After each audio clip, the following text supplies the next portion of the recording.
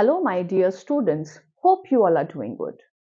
You must have played with magnets and must be aware of the fact that magnets have a property of attraction and repulsion. There are many type of magnets available in the market. Let's see what are these. These are two bar magnets. This is a U-shaped magnet and these two are ring magnets. You can see on this magnet this side of the magnet is coded in red color and has N written on this, stating that this is North Pole, and this has S written on it, stating that this is the South Pole of the magnet. In a similar way, on this U-shaped magnet, N is written over here and S is written on this side. In general coding in the market, red is stated to be as the North Pole, as you can see in this ring magnet, and blue is supposed to be the South Pole. A marking of North Pole and South Pole is there on these three magnets, but if you take these two magnets, they have no color coding or label of N and S written on it. In order to identify what polarity does each side of such kind of magnets hold, we'll be conducting another experiment. On my table, you can see I have opened a magnetic compass on my mobile phone, and this side is facing the north direction. Let's mark a similar arrow over here. It's in this direction. Okay.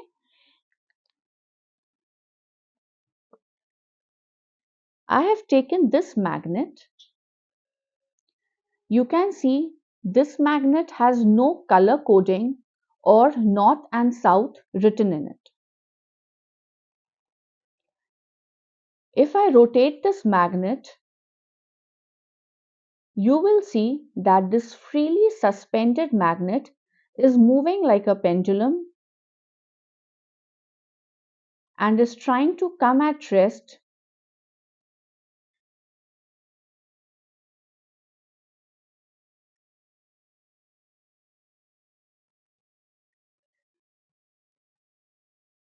Once this magnet comes at rest position, you can see that one face of the magnet is facing in the direction of this arrow that was marked as the north direction by us.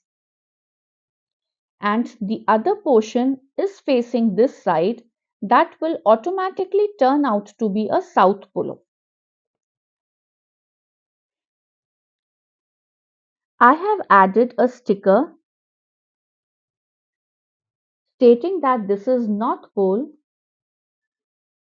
and the other side is a South Pole.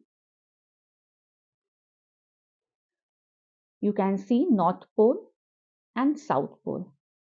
Let's again give this magnet a little twist and see at which position does it come at rest.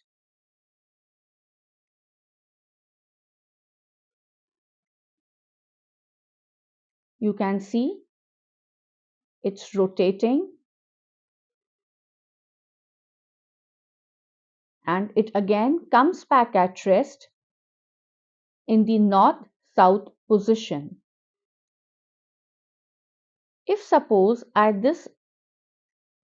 move the stand from one location to the other, the magnet is not changing its position of north-south direction. I am rotating my stand completely and the magnet is automatically adjusting itself and it is always resting in the north-south direction. Let's see it once again.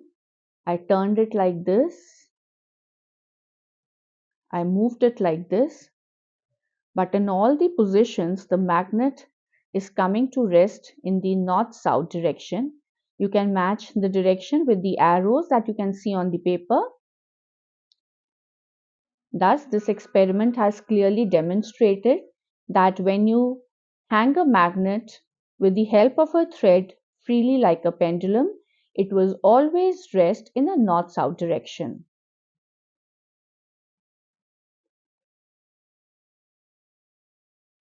Now, I have this another magnet which has no color coding or polarity mentioned on it, and I need to identify which pole is the north pole and which pole is the south pole.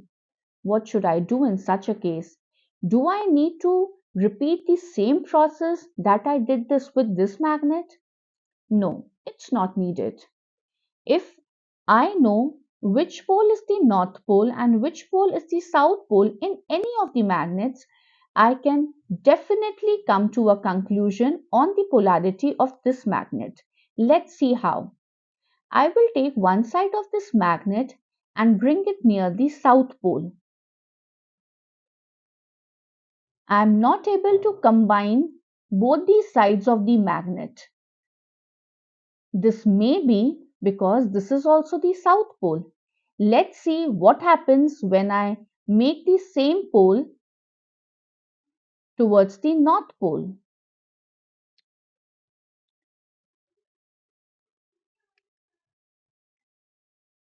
You can see that this pole of the magnet attracted towards this pole.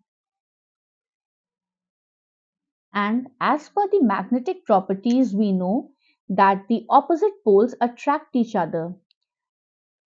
Thus, we can come to a conclusion that this pole of the magnet is the south pole. Let's see again. This is the south pole, this is the north pole. It's attracting. And if this is the south pole, the opposite end is definitely the north pole because every magnet has both the poles, the north pole and the south pole. Let's see. Both the north poles, they are repelling each other. North pole of this and south pole of this, it attracted. You can see this property of attraction and repulsion with this magnet where I have my north poles and south poles marked. This is the south pole, this red portion is the north pole, it's stuck. And let's see what happens when I bring this blue side or the south pole near this south pole. It's repelling. You can see it automatically turned, and this south pole, it attracted and stuck itself towards the north pole of this magnet. Thus, this experiment has demonstrated that opposite poles in a magnet attract each other and same poles repel each other. Now, in another experiment, we'll identify which materials are magnetic materials and which materials are non-magnetic materials. On the screen, you can see many things lying on the mat. There is a wooden material, plastic materials, iron filings, paper, pen, clips. This is the magnet that I am using, and let's see what happens when I bring this magnet near everything. When I bring it near this pen, it is not attracting. When I bring it near this rubber band, it's not attracting. This plastic straw is not attracting. The iron filings, they are attracting to the magnet. Near the paper, near the wooden block, near the clip, you can see all these things have attracted themselves to the magnet, stating that these are magnetic materials. And the things like plastic, wood, paper, these rubber bands, they are non-magnetic material as they were not able to stick to the magnet. It's not sticking. Now you have understood what are magnetic materials and what are non-magnetic materials. I have an activity for you all. I have this pin that I'll be dropping in this glass filled with water, and the task is you need to take out this pin without dipping your hand into the glass. Let's see how will this happen. Yes, don't scratch your hair or bite your nails. This task is very easy. Using the property of attraction of magnetism, or the materials that attract to the magnet, you can simply bring this magnet near this pin. This pin attracts to the magnet. The similar property you have to use on the pin that is there in the glass. Bring this magnet near the pin. You can see it has stuck itself to the magnet and the pin is here.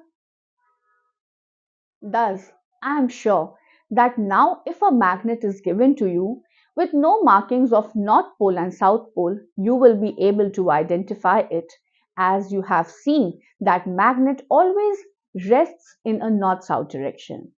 I am also sure that you must have understood that every magnet has a north pole and a south pole, where the same poles repel each other and unlike poles attract each other.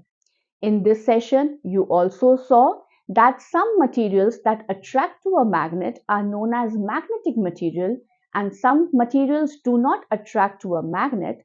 Such kind of materials are known as non-magnetic materials. Thank you.